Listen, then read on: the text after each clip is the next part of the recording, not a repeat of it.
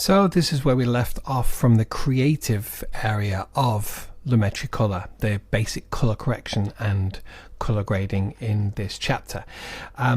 Just a reminder, we are only working on this clip right now, and that's so we have as little distractions as possible. But I will show you the easy way to add this to all the clips, and also how to add this to just one thing and affect everything. So we're on to curves, and as you can see here in the Lumetri color, depending on how you want to say it, area, we have basic correction, creative is just where we're at, and we're now into curves. Okay, so what I'm going to do is we could build on this, like we could do more things around it, but I want to strip this down just so we can. Oh wow, that looks awful and washed out now, doesn't it? I'm just going to strip this down to absolutely nothing so we can play with this again. However, what I am going to do is I'm going to load in that corrective LUT so we've got a better starting position. So again, with a strip down or virtually, well, no Lumetri color in the effects controls, we're going to switch over to Lumetri scopes, and I'm going to drop down and select once again Cine 2 from the Leeming LUT section, and that once again gives us our starting position. I'm going to add a little bit more contrast. I'm pretty sure that's what I did before. Maybe bring down those shadows, actually makes it a little bit more moody, and I'm actually going to add a bit of sharpening. That doesn't really do much with regards to the curves. It does a little with regards to the shadows, but not too much. So now we've got that, our basic where we want it. Let's go into curves, and this is where you can have a lot of fun. I'm going to show you a couple of things where you may have seen people have used on TikTok for different color changing, and I'll show you just how easy that is in this section. This is where all the magic happens with regards to really creative play with color. So first and foremost, right at the top we have white, even red, green and blue. And if we bring actually now in our parade RGB, so we have that collective, which is effectively a mash of red, green and blue and white and black, or highlights and shadows. But this is what we're kind of going to be looking at. I'm going to leave this up as well just so you can kind of see how it affects this, but we're looking at this area. Not first though, because we're looking at the white, which means that's talking about the whites and the blacks. That's talking about the highlights and the shadows.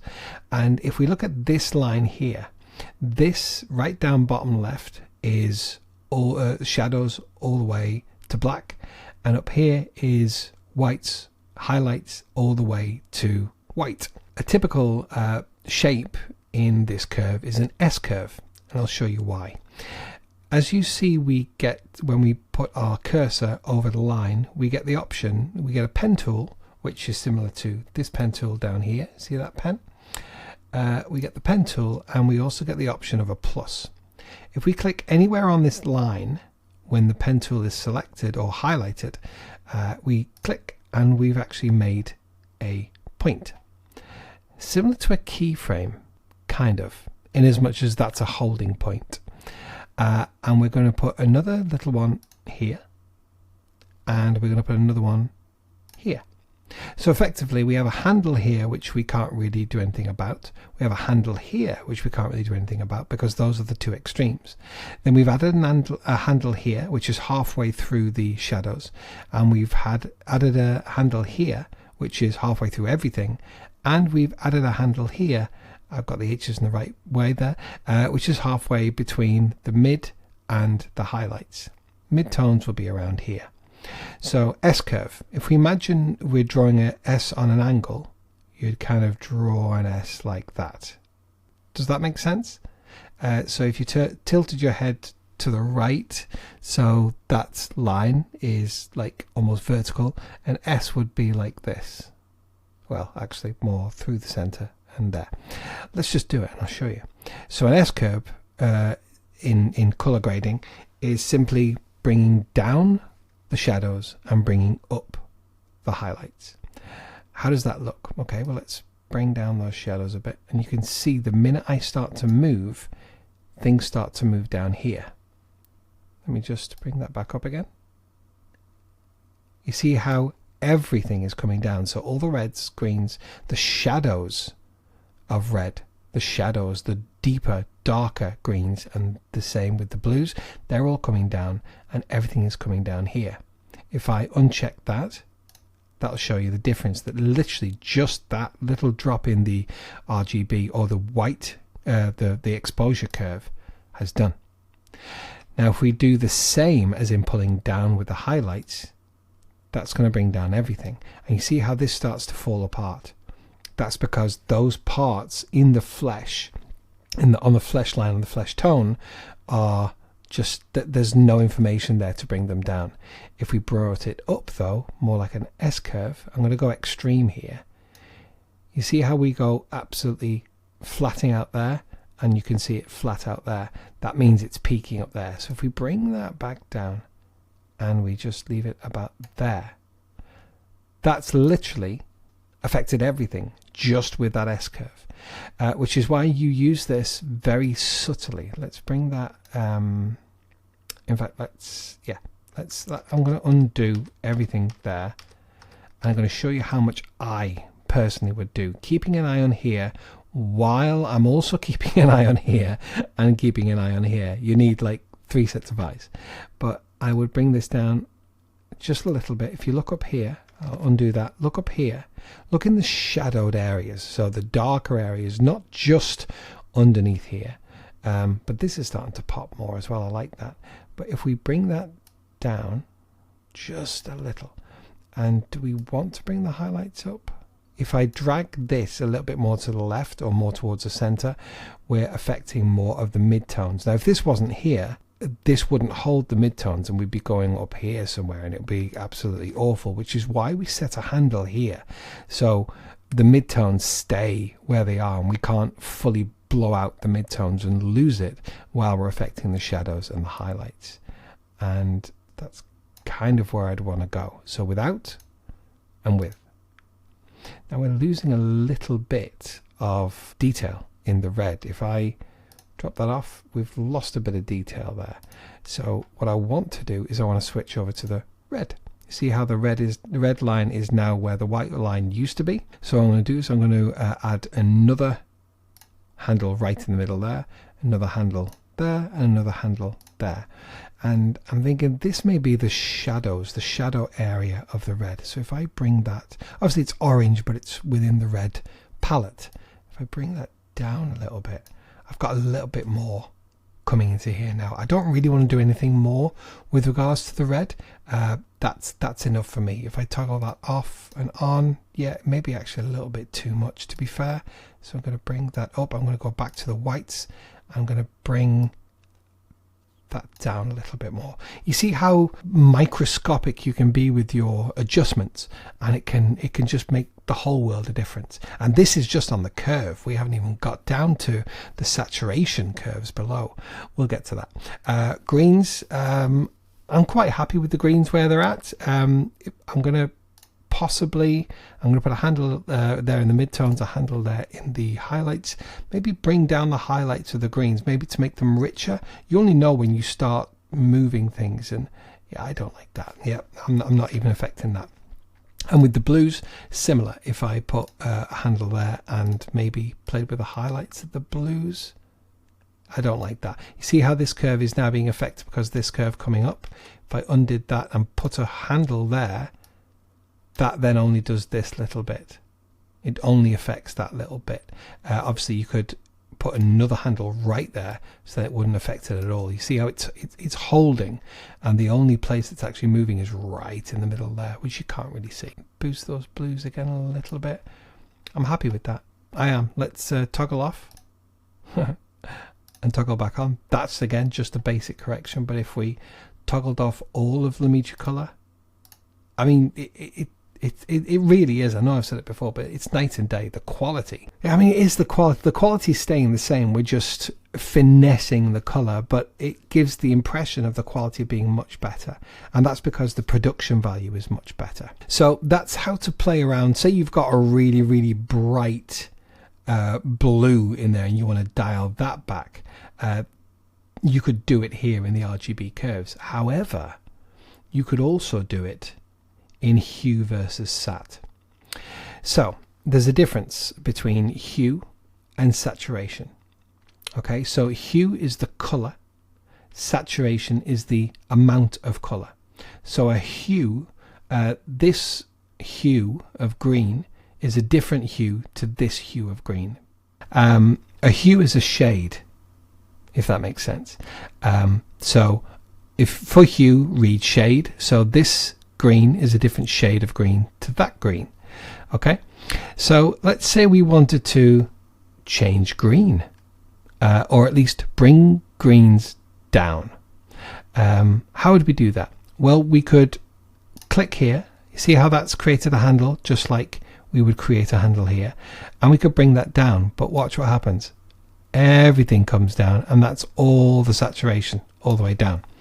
So how do we just mean just this green? Well, just like you put a handle here and a handle here, or a main handle there to hold, you could do it either side of this green. So we could click maybe there and there. So I'm saying that that needs to be definite and that needs to be definite. I will set what these do, and if you pull down this one, we're only pulling down right in the middle, and that is holding where the other greens are. As you can see, we're also moving side to side up to the point where we've put these handles. So if I Control Z and Control Z back to begin, so we've just got the three. If I hold down Shift while I'm dragging, I can't go anywhere side to side. I can only go down. What's happened here?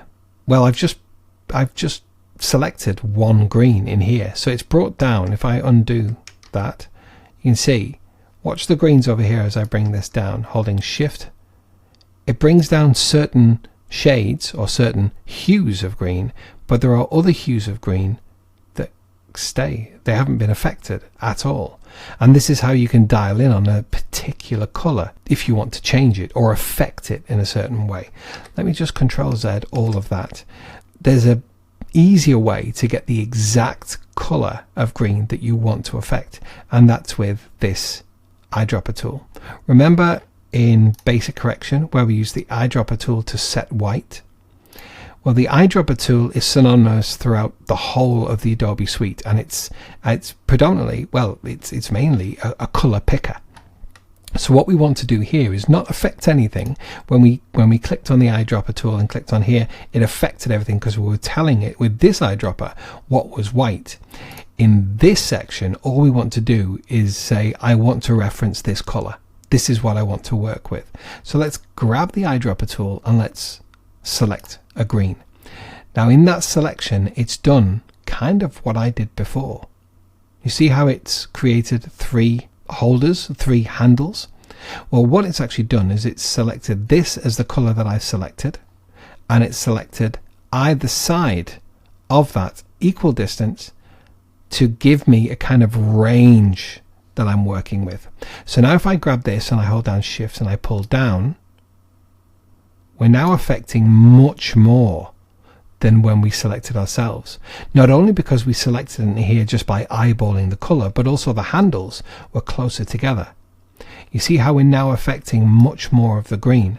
But again, we're only affecting this green. These greens are kind of unaffected. How do we affect those? Well, let's go again and use the eyedropper tool and click that. Okay, now we're in a muddle because it's created another three handles, but within these three handles. But now what we have is we have a selection from here to here of all the greens within what we've already selected. So let's see what we can do with this. Let's pull down that one, and maybe let's pull down this one, and all of a sudden a lot of the greens have been desaturated. See how these greens are still there. They're not wholly there. If I toggle this off, there's more green that comes back. But that means that there must be some other color within this green that's staying prominent. So let's see what hue of green that is. Okay. See how, let me just undo that. look around here. I'm just going to redo rather than clicking again, but watch what gets created here when I engage the color selection of here. Control Shift and Z to redo. All of a sudden we have a handle here and a handle here, which means there must be a handle here. So this must be the center. So actually we know by looking at it, we're going more into the yellow. By the way, if we were right up in the edges and you couldn't quite see, this little scroller bar can move it around so you can be almost working in the center if you wish to. So it's like the wheel is turning around. So if we want to get this down as well, let's get these down. So let's pull that down and pull this down and pull that further down. Okay, that again has desaturated, because remember we're working on hue versus saturation here.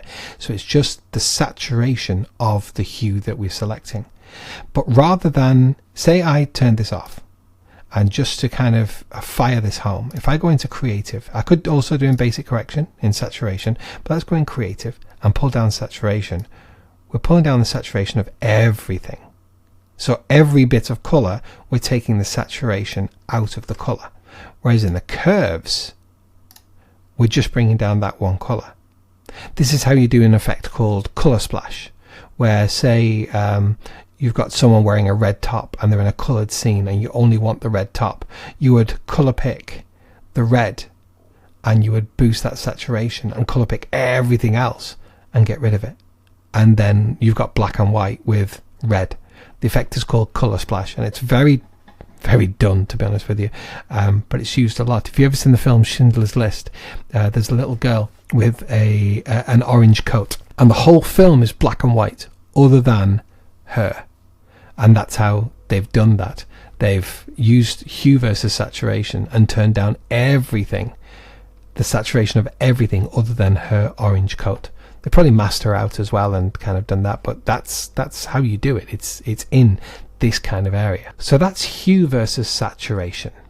Let me undo all this, because we're also going to look at another powerful area in here, and that's hue versus hue. And this is where you can really play and make some crazy things. Let's say that we've been working with the greens. Let's work with the reds now, and say I want the red to be green as well. I want a whole green party going on here. Okay, so hue versus hue is where you do that, because hue versus saturation is setting the saturation of the hue or the shade. Hue versus hue is setting the shade of the shade, or in essence changing whatever shade you're picking to whatever shade of color you want it to be. Let's get the eyedropper tool again and let's select this orange. So that's right in the middle there, and we've got our handles either side. Now when I click on this, I'm not going to move it, I'm just going to hold down my left mouse button.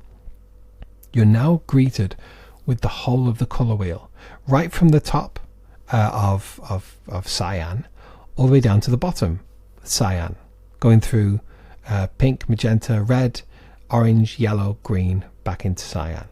So if I hold down shift so I can't move side to side, and I maybe move down towards the green, watch what happens. That does not look appetizing, but we're all the way down and we're now into green. So the only color that's being affected now is that orange. Get what I'm doing there? So let's get the rest of this green, because we did it with hues versus saturation when we were selecting green and different hues of green. Let's select this one and keep an eye out down here. But if I click, okay, we've now been given some more handles. So this is now the new safe point. So let's bring these down. We've got a whole host of green.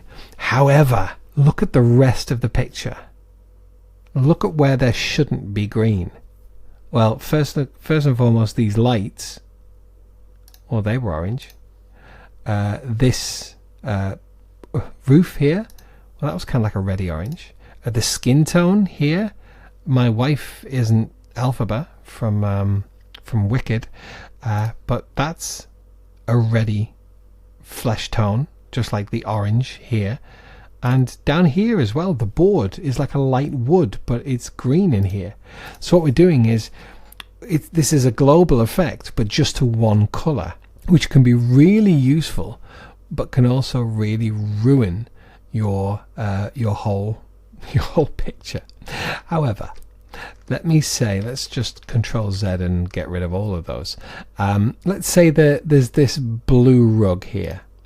I want to change the color of that blue rug because it's not supposed to be blue. It's actually supposed to be more like a yellow. Easy. We know what to do. Hue versus hue. We color pick and select that blue. Bearing in mind that there will be other things in this video, in this clip, that have that shade of blue. It just depends how much. Now we're all the way over to the side here, so I'm actually going to pull it a little bit so we're in the center, and I'm going to grab this, and what color did I say it wanted to be? I want it to be, I can't remember. Let's say we want it to be red. So I'm holding down Shift, and you can see below, all the way through the rest of the blue and pink and into red. So let's hold down Shift and drag down, and I'm changing that color. I've also changed these colors, but hey, what can you do?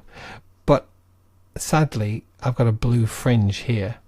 So rather than going in and color picking and adding to it, we know that we can see that is that maybe the lighter blue or the darker blue? I don't know, let's find out.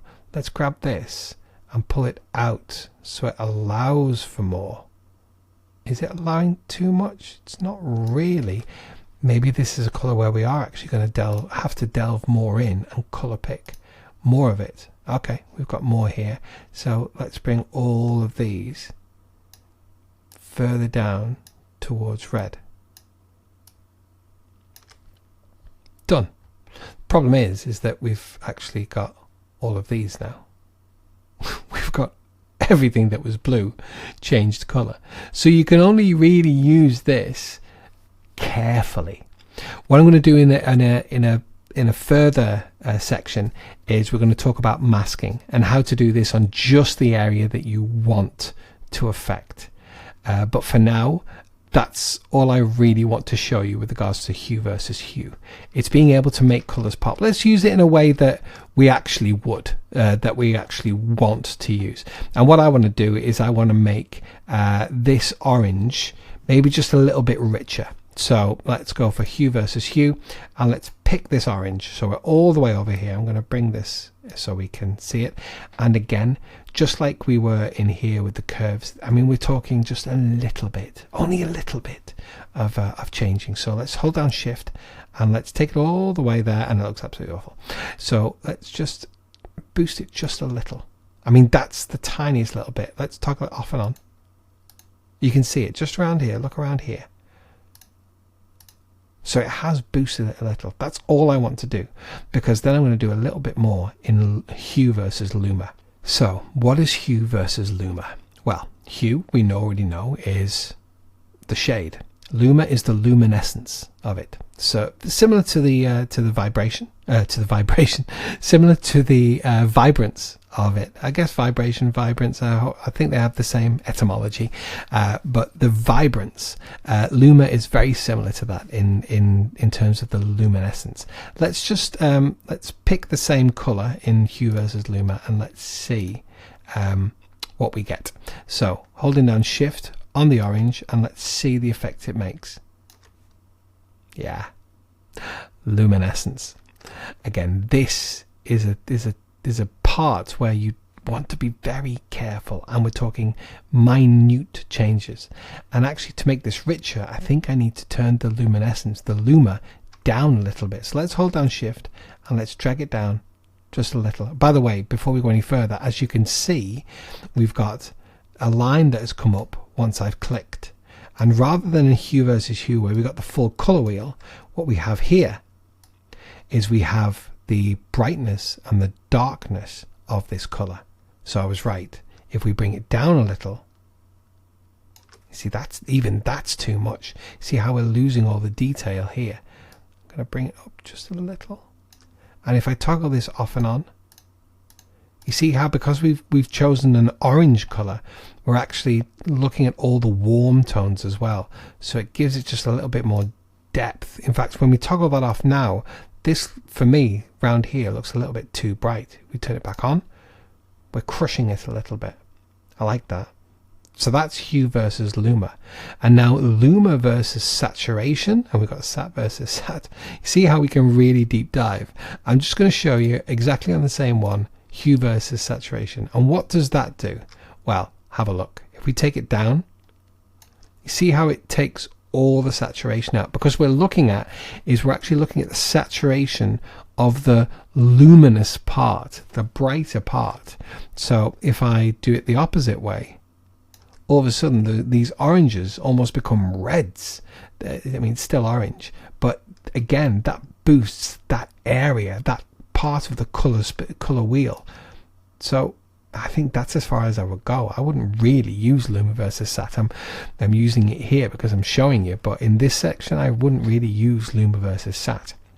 But just to complete, let's look at saturation versus saturation, and let's click on the same bit and let's click it and start moving. And what does that do? Well, that literally just kills the saturation, and that boosts all the saturation. I mean, we literally are into red here.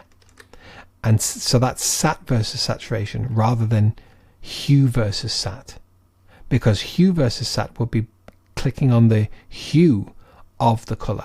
What we're looking at in sat versus sat, although you very rarely would use sat versus sat, it's dialing into the actual saturation of that actual saturation, not necessarily the hue. I hope that makes sense. I really do. But that's the curves. And as you can see, it can be such a powerful tool when used correctly. Let me just toggle off once more, toggle off all of Lumetri color. So that was our starting point. Remember when we first started this and we were first doing the cut and this looked fine? It looks bland and awful now. That just lifts it. And if I look at here in the Lumetri color panel, if I just take off what we've done with the curves, I mean, wow, that has just leveled up everything. Once again, like we did before, I'm gonna copy that over so we can see them side by side again.